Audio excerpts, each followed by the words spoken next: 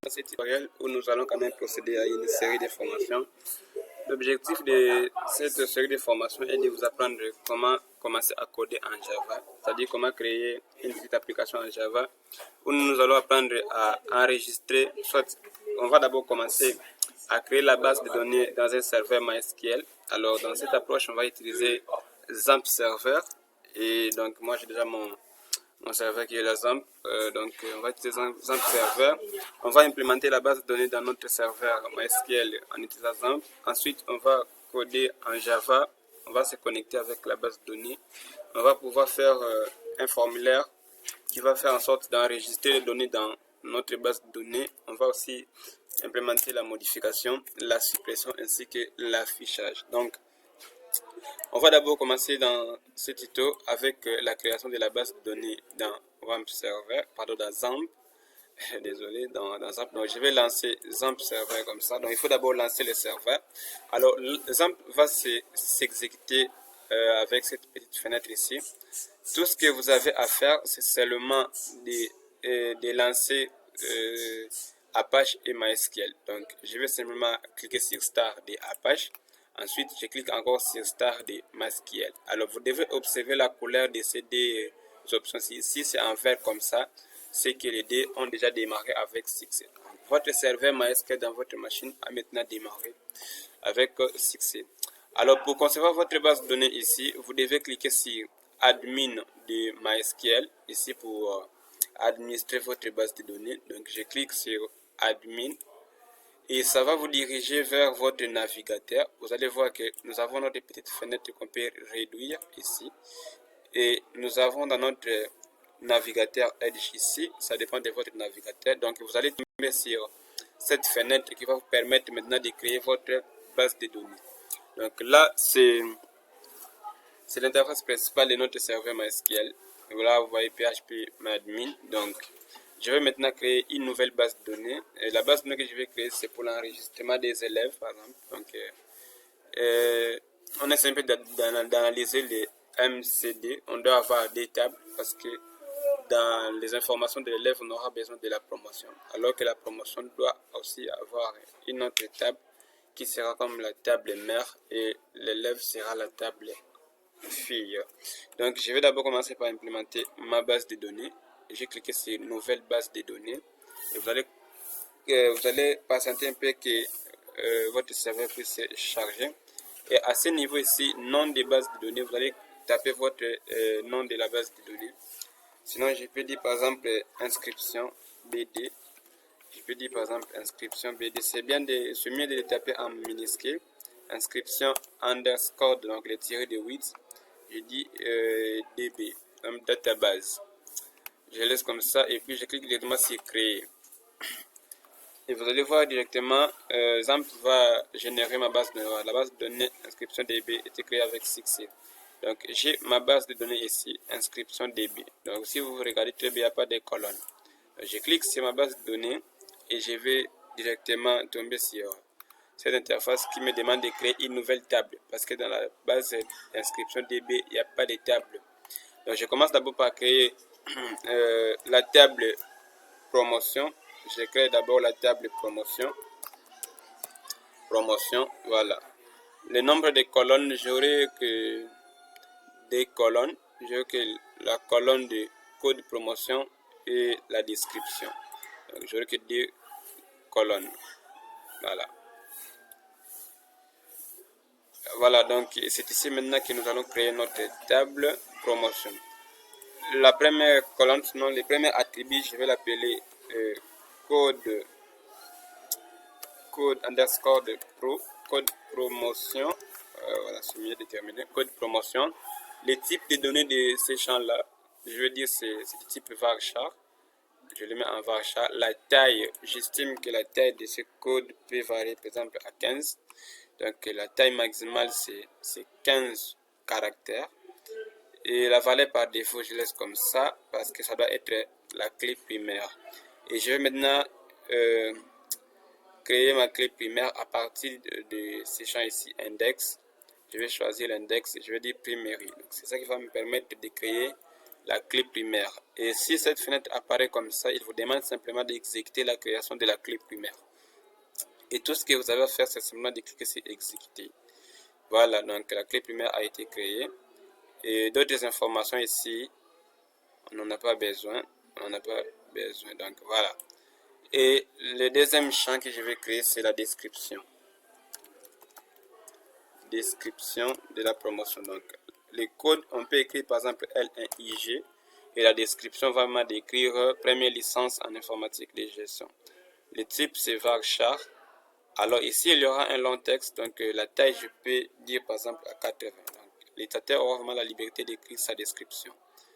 Alors la description, on va autoriser le nil parce qu'on peut ou ne pas décrire la promotion. Il suffit seulement que les codes promotion soient là, ça ne pose pas de problème. Donc on autorise le nil. Donc on peut avoir le nil dans ces champs ici. Donc suivez très bien partir du début parce que là où on va commencer à coder en Java, on va aussi se référer à la structure de la base de données. Et l'index, ici il n'y a pas d'index, donc je laisse comme ça. Donc voilà, la table a été créée et tout ce qu'on a à faire, c'est d'enregistrer notre table. Je vais enregistrer la table de promotion. Et là, il génère la création de la table. Nous allons patienter un peu. Et voilà, la table de promotion a été créée.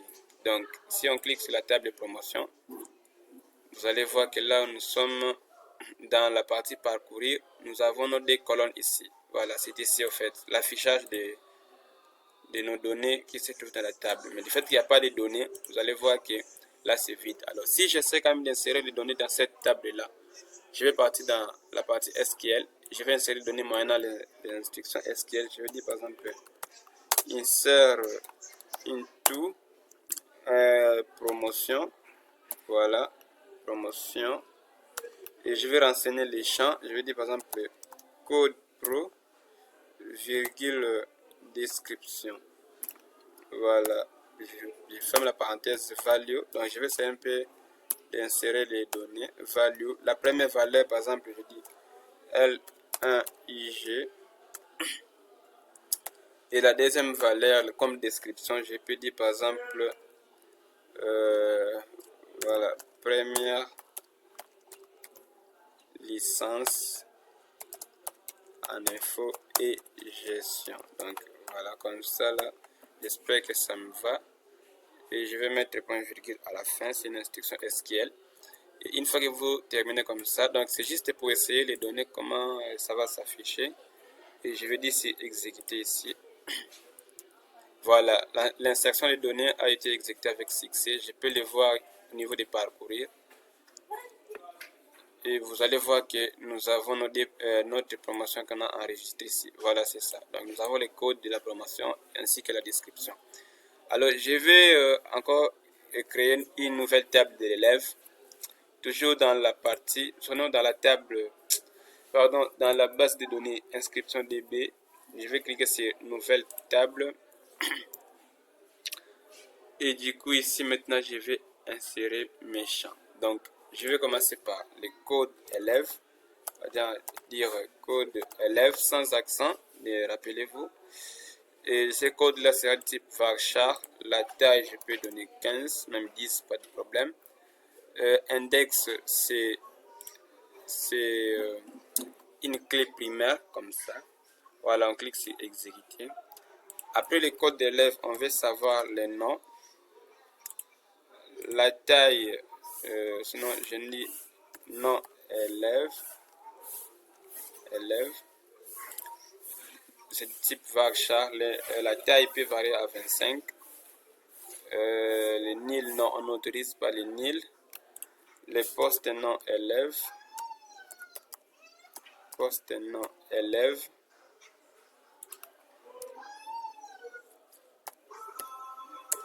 Poste non élève type varchar. Et la taille, je vais l'indiquer à 25 aussi, pas de problème. Ici, on aura maintenant le prénom. Et on ne va pas vraiment apprendre beaucoup des informations, donc juste les prénoms. C'est type varchar. La taille aussi, j'autorise quand même à 25. je vais ajouter une colonne ici. Donc s'il y a des colonnes qui manquent, vous venez ici. Donc je vais préciser le nom de la table. Je peux dire la table élève. Voilà, j'avais même oublié le nom de la table. Je vais ajouter même des colonnes parce que je vais apprendre même 3. J'exécute. Voilà, j'ai mes 3 colonnes que j'ai ajoutées ici. Alors après le prénom, je vais taper le code de la promotion. Code promotion.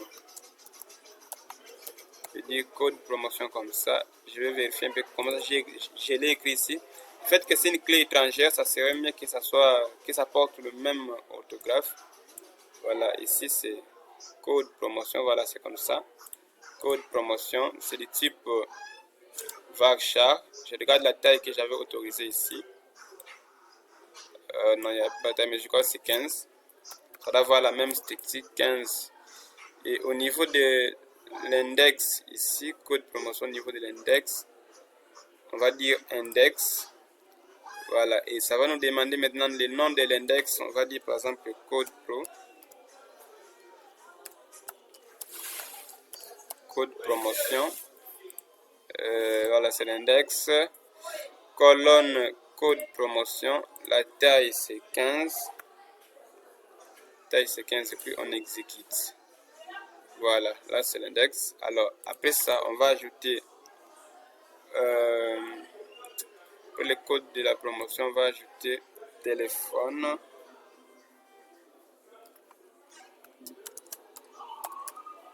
Téléphone. Voilà, c'est du type varchar. La taille, je mets 13. Et enfin, je peux encore prendre de quoi? L'élève promotion. Ah, ça suffit, hein, comme ça, c'est bon déjà. Et puis, le moteur, ça serait mieux. Le moteur de stockage ici que vous conservez InnoDB, c'est très important. Puis, on enregistre. On va enregistrer notre table. Et du coup, voilà, la création de la table élève a été créée avec succès. Maintenant, je vais cliquer sur la table élève ici. Et je viens au niveau de la structure parce que je dois créer maintenant, je dois lier la clé primaire des codes promotion et la clé étrangère ici, code promotion dans la table élève. Voilà, ce niveau ici. Donc, je vais cliquer sur code promotion. Ensuite, je vais cocher code promotion. Ensuite, je vais cliquer sur index. Je vais cliquer sur index. Voilà, on a dit la requête a été exécutée avec succès. Donc, l'index a été ajouté avec succès. Désolé, on avait déjà fait depuis la création. Voilà. Ensuite, qu'est-ce que je vais faire maintenant? Je dois établir la relation entre les deux tables ici. Donc, je dois créer maintenant la relation entre les deux tables. Ce que j'aurai à faire, c'est de cliquer sur la base de données inscription DB. Et à ce niveau-ci, vous allez voir que j'ai mes deux tables ici, la table élève et la table promotion. Donc, je dois me rendre au niveau des... attendez un peu. Je dois me rendre au niveau du plus ici. Donc, c'est un peu caché. Vous allez voir que chez vous, ça va quand même s'afficher.